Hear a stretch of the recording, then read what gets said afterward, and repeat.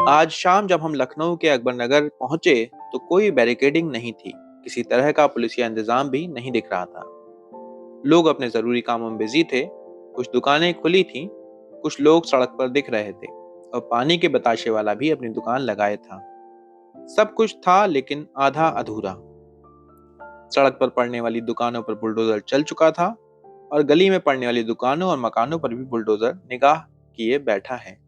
जहां आज माहौल बेहतर लग रहा है, वहीं मंगलवार के रोज ऐसा नहीं था। मंगल के रोज 80 से अधिक झुग्गी झोपड़ियां ध्वस्त कर दी गईं।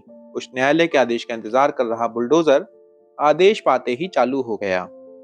उच्च न्यायालय ने उन दुकानदारों की भी याचिकाएं खारिज कर दी हैं जो जीएसटी और इनकम टैक्स भर रहे थे।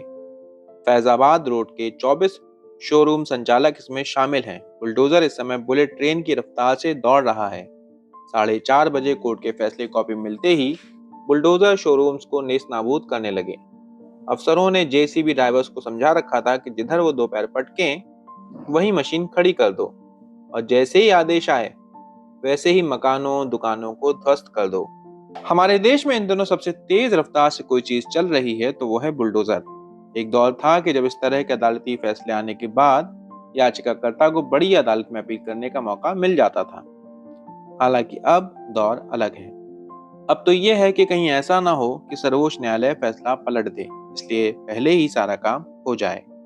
जब भी बुलडोजर की कार्रवाई होने वाली होती है, पुलिसकर्मी गलियों में गश्त करते हैं।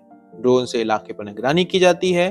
मीडिया आम लोगों से दूर रहे, इसको लेकर भी हर संभव प्रयास किया जाता है। हम अपनी रिपोर्ट बनाते समय जब आम लोगों से बात कर रहे थे तो पुलिस अधिकारी हम पर ही लोगों को भड़काने का आरोप लगाने लगे।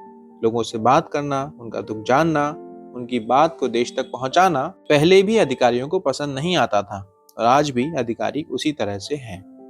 अकबर नगर में रहने वाला कोई बाशिंदा ऐसा नहीं है जो कुछ महीनों पहले आकर यहाँ कब्जा करके बैठ गया हो। बात सालों पुरानी है, इतनी पुरानी कि इनमें कई मर चुके हैं। लोगों की तीसरी और चौथी पीढ़ियों तक बात पहुंच चुकी है। हर छोटे बड़े चुनाव में ये लोग वोट डालते थे। हर पार्टी अपने नेता को यहाँ वोट मांगने के लिए भेजती रही है। तमाशबीनों की भीड़ में अकबर नगर के ही लोग हैं। यहाँ भीड़ कितनी भी हो, लेकिन एक तरह का सन्नाटा हर ओर नजर आता है। मीडिया के लोग यहाँ बड़ी संख्या में दिखते हैं। बड़े मीडिया हाउस के पत्रकार यहाँ आम लोगों के ही खिलाफ माहौल बनाने के लिए आते हैं, और छोटे मीडिया हाउस वाले कुछ ऐसा ढूंढने कि उनका वीडियो वायरल हो जाए। बुलडोजर का ड्राइवर, पुलिस और मीडिया, सबकी अपनी अपनी ड्यूटी है।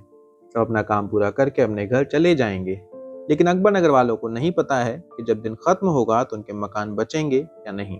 अदालत और सरकार से आस लगाए बैठे हजारों अकबर नगर निवासी नहीं जानते कि उनका भविष्य क्या होगा।